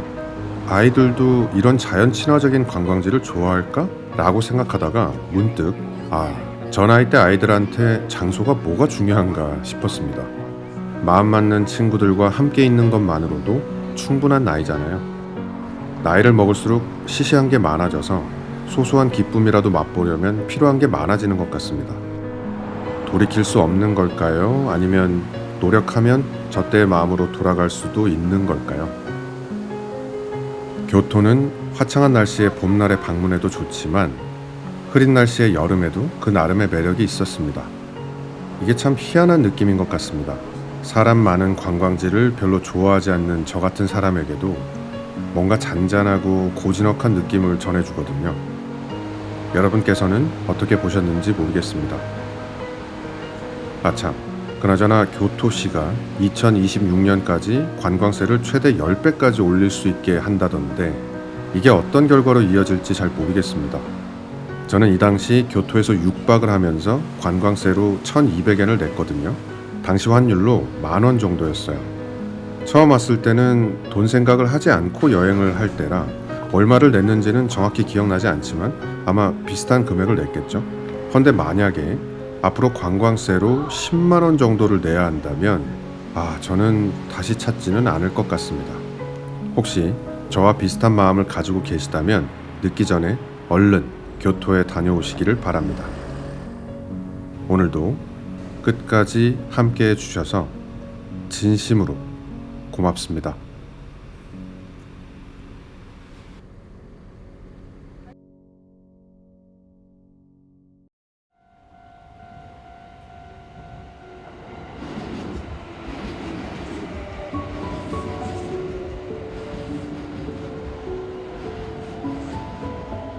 저는 일명 무도빠였습니다.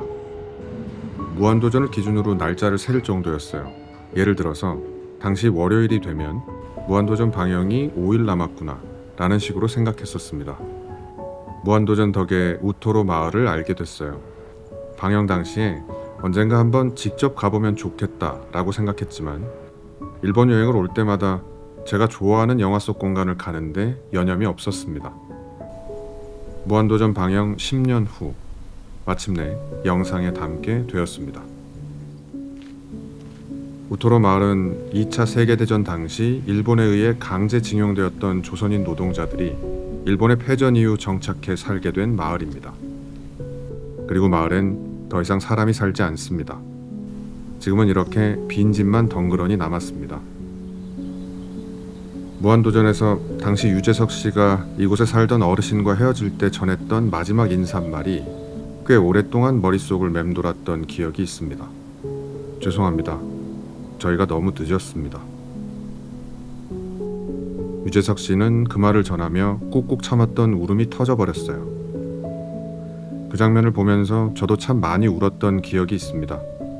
우토로 마을에 대해 잘 모르기도 했고 이제 와서 안다고 한들 이게 다 무슨 소용인가 싶고 그간의 일본 정부의 행태를 보면 앞으로도 처우 개선이나 보상이 제대로 이루어질 것 같지도 않고 설사 이루어진다고 한들 이미 흘러가 버린 마을의 시간을 되돌릴 수도 없다는 생각들이 어지럽게 머릿속을 휘저었던 것 같습니다. 우토로 평화기념관입니다. 마을에 진입하기 전에 먼저 들러야 하는 공간입니다. 저는 사실 마을을 보고 싶어서 온 거라 여기서는 촬영 허락만 구하고 금방 나갈 생각이었어요. 어차피 저는 일본어를 전혀 못 알아듣기 때문에 그들에게서 마을에 대한 설명을 들을 수도 없을 테니까요. 그런데 제가 왔던 날 일본인 분들이 왔었고 직원분들이 그들에게 마을에 대해 설명을 해주는 듯 했는데 일본어를 전혀 못하는 제게 한 단어가 몇 번이나 또렷하게 귓전을 때렸습니다. 조센지. 아마도 가능성은 둘 중 하나일 겁니다.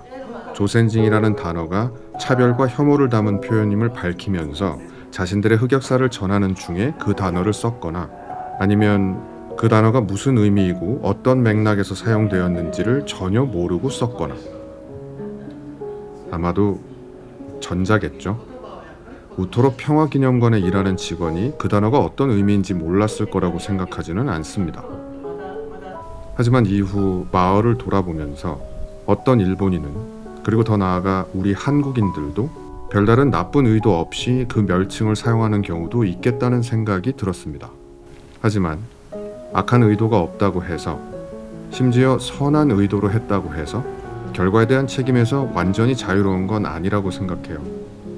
한 여행 영상에서 동양인 여성과 결혼한 백인 남성이 자신의 아내가 동양 사람임을 밝히면서 눈을 찢는 신용을 하는 걸 본 적이 있습니다. 그는 분명 동양인을 비하할 의도가 전혀 없었을 겁니다. 설마 자신의 아내를 비하할 목적은 아니었겠죠. 하지만 그는 그 행위가 여태 동양인을 차별하는 의미로 사용되었다는 걸 인지하고 반성해야 할 책임이 있다고 생각합니다.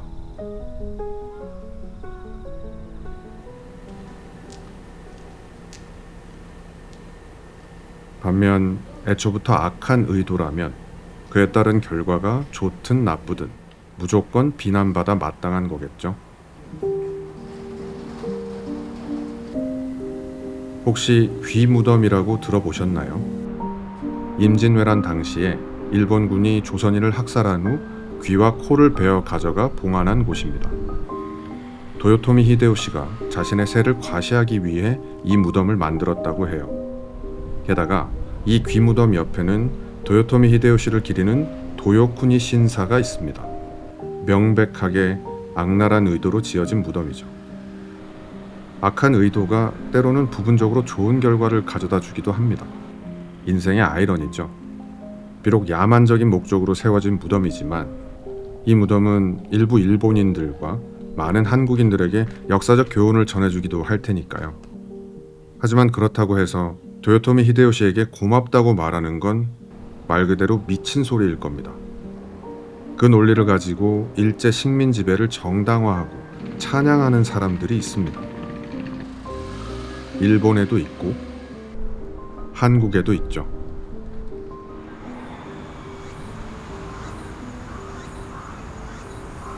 도시샤 대학에 가는 길입니다. 이 대학에 정지용과 윤동주 열사의 시비가 있다고 해서 한번 가보고 싶었습니다. 동쪽에 위치한 경비실에 방문해 촬영 가능 여부를 물었더니 이렇게 직접 안내까지 해주셨습니다. 저는 사실 거절당할 확률이 매우 높다고 생각했거든요. 우려가 기쁨으로 바뀔 때 그 정도는 평소보다 배가 되는 것 같습니다. 이곳입니다. 갑자기 방금까지 좋았던 마음에 순식간에 작은 구멍이 하나 생긴 것 같습니다. 이거 제가 너무 예민한 걸까요? 두 열사의 시비를 이렇게 화단에 가려지게 배치한 건 대체 무슨 의도일까 싶었습니다. 물론 제 아무리 좋은 의도로 이렇게 배치했다고 해도 그 책임에서 자유로울 수는 없다고 생각합니다. 물론 이곳에 들러 한 번이라도 마음을 나눈 적이 있는 일본인을 비난할 생각은 없습니다. 앞서 언급했던 귀무덤을 찾는 일본인들에게도 말이죠. 소위 반일 감정을 그렇게 소모하고 싶지는 않거든요. 그런데 반일 감정이라는 말을 잘못 이해하고 쓰는 사람들도 덜어 있는 것 같습니다. 윤동주 열사의 시신에서 발견된 수십 개의 주사바늘 자국을 보고 분노를 느끼며 여전히 반성하지 않는 태도를 보이는 일본 정부나 특정 세력에 대해 항의하는 것을 두고 반일 감정이라고 말하며 비난하는 사람들이 있습니다. 반일 감정을 부정적으로 평가할 수 있는 상황은 그것이 일본인 전체에 대한 차별로 이어질 때뿐일 겁니다. 예를 들자면 제가 저번 영상에서 이곳 신세카의 거리를 소개했습니다. 전체 흐름에 맞지 않아서 언급하지 않았던 부분이 하나 있습니다. 가게 간판에 우길기를 그려놓은 가게들이 있더라고요. 저는 이게 뭐하는 짓인가 싶었습니다. 간판을 설치한 사람에게 느끼는 그 분노의 감정이 잘못되었다고 할 수는 없겠죠. 하지만 만약에 그 간판을 보고 역시 쪽발이 원숭이 새끼들은 글러먹은 종자들이구나 라는 식으로 생각하고 말을 하고 댓글을 단다면 그건 명백히 일본인 전체에 대한 차별적 발언입니다.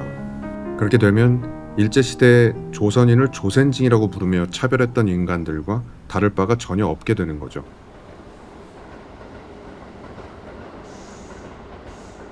아니, 그렇게 일본에 대해 비판할 거면 일본 여행은 왜 가는 거야? 라고 생각하실 분들이 있을 겁니다. 사실 그 질문은 제가 스스로에게 던지는 질문이기도 합니다.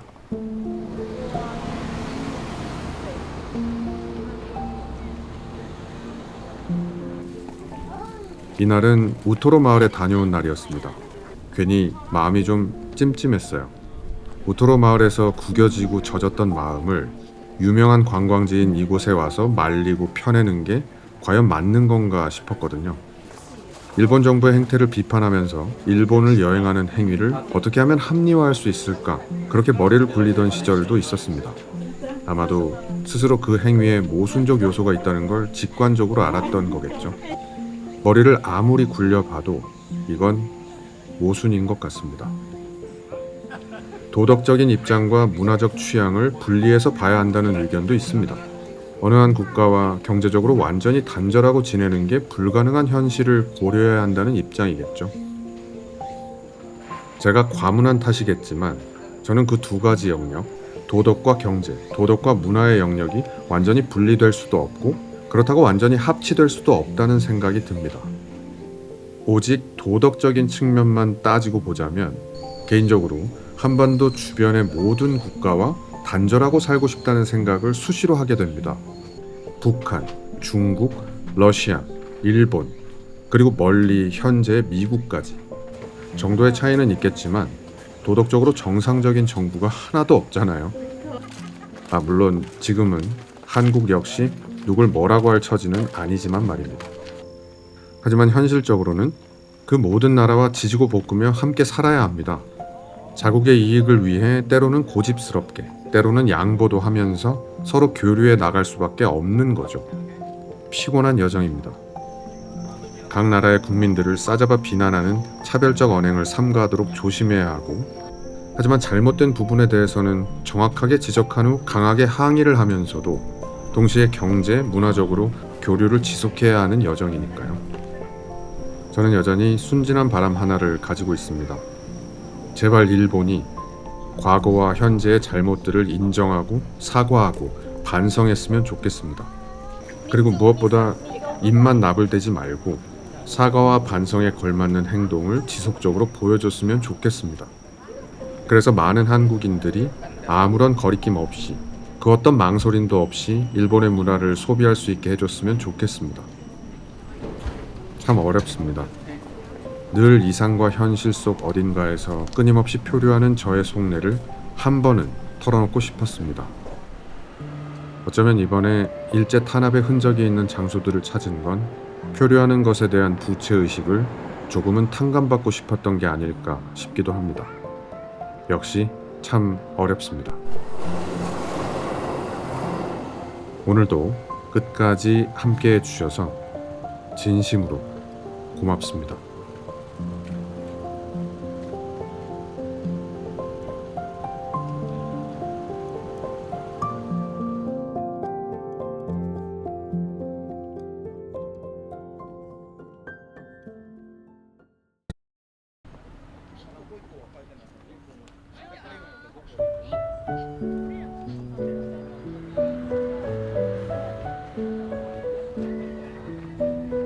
뭔가가 좋으면 그냥 좋아합니다. 저는 보통 그렇습니다.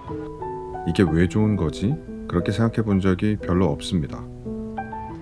나이가 들수록 뭔가가 좋은 순간이 점점 줄어들면서 스스로에게 질문을 던지기 시작했어요. 나는 이게 왜 좋은 걸까?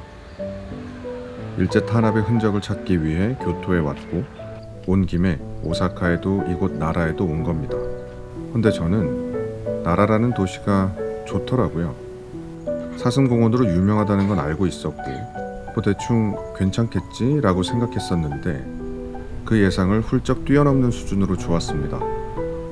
그래서 생각했어요. 나는 이곳이 왜 좋았을까? 늘 그렇듯 그 질문에 대한 명쾌한 답을 내리지는 못했습니다. 그저 여러분과 함께 나누고 싶은 마음으로 이야기를 담아봤습니다. 자, 그럼 함께 나라를 둘러보시죠. 그 전에 잠시 제주도에 있는 어승생학에 들렀다 가시죠. 꽤 오래전에 이곳에서 야생 사슴을 본 적이 있거든요. 올라가는 길에 이렇게 슬쩍 모습을 보여주더니 내려가는 길에는 이렇게 더 가까이에서 모습을 드러내 주었습니다. 뭔가 신비하고 영험하다는 느낌이 이런 건가 싶었습니다.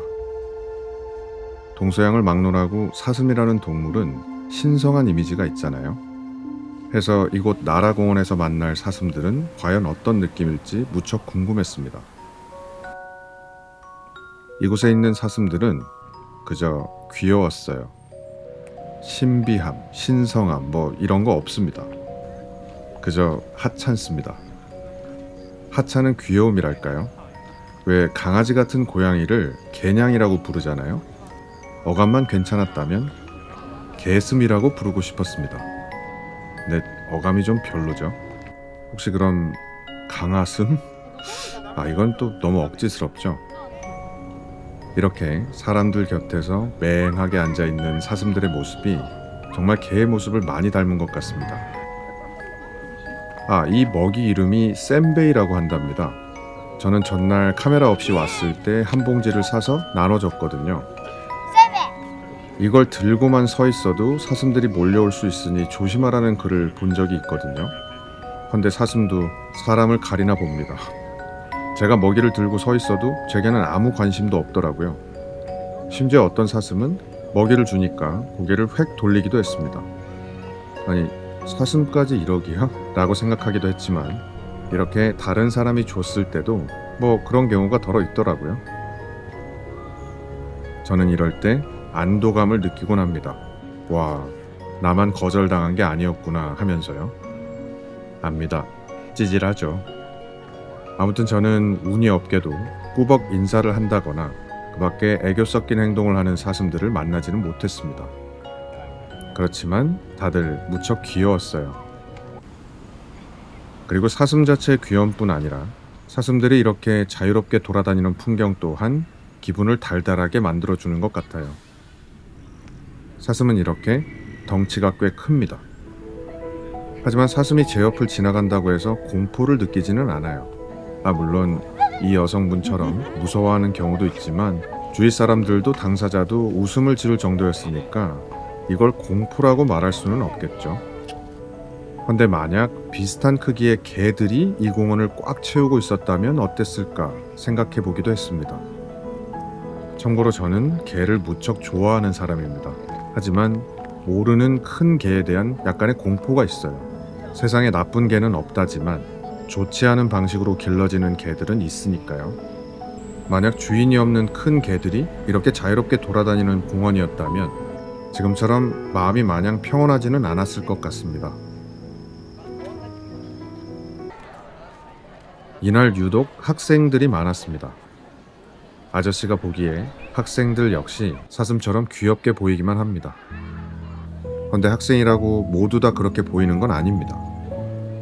한 예로 이집트 영상에서 언급한 적이 있는데 저는 이집트의 10대 아이들로부터 여러 차례 꽤 격하게 인종차별을 당했습니다. 그 이후로 길을 걷다가 교복을 입은 학생들을 만나면 겁부터 났습니다. 또 공격을 해오면 어쩌지? 하면서요. 그러한 경험 때문에 그저 무표정으로 저를 쳐다보는 이집트의 성인 남성들을 마주할 때마다 굉장히 불쾌한 기분을 느꼈습니다. 분명 편견이고 매번 그에 대해 인지하면서 현지인들에게 괜한 분노를 표출하지 않기 위해 애를 썼지만 저는 같은 공간에 있는 사람들의 표정과 기운에 꽤 크게 영향을 받는 사람이라는 생각이 들었습니다. 사슴공원을 벗어나 관광거리를 둘러봅니다. 사슴공원만큼은 아니지만 여기에도 사슴들이 있습니다. 생각해보니 사슴공원은 그냥 보통의 공원과는 조금 다른 지점이 있었어요. 그건 바로 사람들의 표정인 것 같습니다. 사슴공원에서는 거의 모든 사람들의 표정이 무척 따뜻했습니다. 이곳 사루사와 이케 연못에만 와도 사람들의 표정이 그보다는 조금 더 다채로워지거든요. 이렇게 흥이 넘치는 사람들만 있는 건 아니라는 얘기죠. 밝은 표정, 어두운 표정, 뚱한 표정, 때때로 불쾌한 표정, 도심으로 나가면 표정들은 훨씬 더 다양해질 테고요. 사슴공원에서 제 얼굴에 내내 머물렀던 미소가 이곳에 오면서 조금씩 옅어지기 시작했습니다. 그러다 결국 무표정으로 변했고요. 이전에는 어느 공간에 있을 때 제 표정이 어떤지, 지금 왜 이런 기분이 드는 건지 생각해 본 적이 별로 없었습니다. 저는 이렇게 차분하고 쓸쓸한 느낌을 자아내는 골목을 좋아하는 사람이거든요. 그리고 그냥 좋다고만 생각했고요. 하지만 사슴공원에 있다 이곳에 왔을 때 아주 미세하게 제 얼굴에 주름이 펴지고 있다는 생각이 들었고, 아마도 그건 같은 공간에 있는 사람들의 표정과 기운 때문이 아닐까 싶었습니다.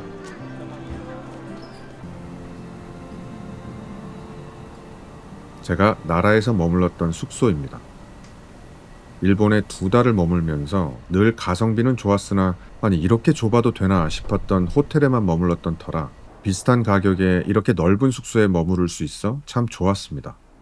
그리고 일본의 평범한 가정집에서 지내다 보니 일본을 여행하는 게 아니라 일본에서 살아보는 느낌이 들어 좋기도 했고요. 그리고 마을의 풍경이 그 느낌을 더욱 진하게 만들어 주었습니다. 사슴공원에서보다는 덜했지만 산조거리에서보다는 더 자연스러운 주름이 제 얼굴에 새겨지는 기분이었어요. 세계여행을 하기를 참 잘했다는 생각이 드는 순간입니다. 만약 세계여행을 하지 않았다면 나라에 오는 일은 없었을 테니까요. 아, 좋은 면 때문에 그런 것만은 아닙니다. 나라의 숙소도 숙소 주변의 풍경도 모두 제 마음에 들었습니다만 사람들의 기운은 그와는 조금 달랐거든요. 매일 장을 보거나 산책을 하기 위해 밖을 나설 때마다 저를 경계하는 눈빛을 여러 번 마주해야 했습니다. 초고령화가 많이 진행된 탓이겠죠. 마을에는 노인분들이 상당히 많았습니다. 그분들이 저를 경계하며 빤히 쳐다보는 게 그리 유쾌한 경험은 아닙니다만 마음으로 이해되는 측면이 있어요. 한국과 마찬가지로 일본도 갈수록 범죄율이 증가하는 추세고, 그렇다면 안전에 가장 취약한 계층이 가장 먼저 그리고 제일 많이 불안을 느낄 테니까요. 아직 노인이 아닌 중년 남성인 저도 노인분들만큼은 아니겠지만 불안을 느끼는 순간들이 있습니다. 카메라로 이곳 풍경을 찍고 있는데 저기 멀리서 덩치가 엄청 큰 남성분이 걸어옵니다. 이 공간에는 그와 저 둘밖에 없어요. 만약 저 사람이 제게 묻지마 폭력이라도 행사한다면 아마 저는 도망가거나 맞서 싸우다 결국엔 당할 수밖에 없겠죠. 그에게 다가가서 카메라로 풍경을 찍다가 당신을 담게 되었는데 혹시 나중에 영상에 써도 되겠느냐고 번역기를 돌려 물어봤습니다. 답변을 하는 그를 보니까 세상 순둥순둥한 사람이었어요. 저는 참 다행이다 싶었습니다. 반대로 저 아이들은 이곳에 우두커니 혼자 서 있는 저를 보며 불안을 느낄지도 모르죠. 역시 저는 같은 질문을 했고 그들은 활짝 웃으며 허락을 해주었습니다. 이게 제 착각일 수도 있겠지만 그 웃음소리가 제게는 마치 안도하는 마음으로 들렸습니다. 아까 제가 남성분과 대화를 나눌 때 나왔던 웃음처럼요. 제 채널을 오래 보신 분들은 잘 아시겠지만 저는 무척 이기적인 사람입니다. 다만 제 이기심으로 남에게 피해를 주지 않으려고 노력할 뿐이죠. 그마저도 잘 안 될 때가 많지만 말입니다. 그럼에도 이기적인 저는 저의 행복을 위해 가까이는 제 주변 사람들, 멀리는 제가 속한 공동체의 모든 사람들이 서로에게 피해를 주지 않기 위한 노력을 했으면 좋겠다라는 생각을 자주 합니다. 매번 사슴공원에서처럼 웃을 수는 없더라도 마을이나 도심에서 예측 불가능성이 줄어들어야 나의 소소한 행복을 챙길 가능성이 높아지겠다는 생각을 하게 됐습니다. 시간은 벼락같이 흘러 저는 순식간에 노인이 될 테고 그땐 사람들의 표정과 기운에 더 예민해지지 않을까 싶거든요. 그때 만약 지금보다 더 삭막해지고 묻지마 범죄 같은 혐오 범죄가 더 증가한다면 저의 불안은 더 커질 거라는 생각에 이따금씩 우울해질 때가 있습니다. 갈수록 사람들의 마음속에 혐오라는 글자가 짙어지는 것 같고 급기야 며칠 전엔 혐오 표현을 무려 공론장에서 내뱉는 인간이 등장하기도 했죠.